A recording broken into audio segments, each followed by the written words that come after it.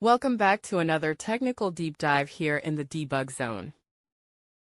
Today, we're tackling a big question and breaking it down with insights from other users. Hopefully, this clears up some misconceptions and helps you get the answer you need. So buckle up, stay a little curious, and let's jump right in.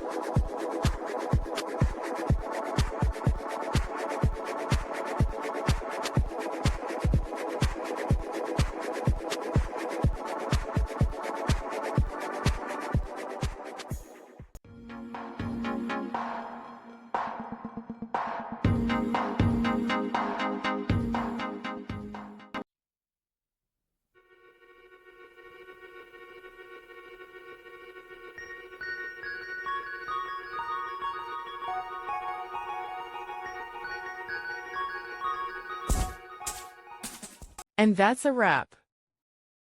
I hope you found the answer you were looking for. If you did, take a second to hit that subscribe button. It really helps out. And let me know in the comments which solution worked best for you. See you next time in the debug zone.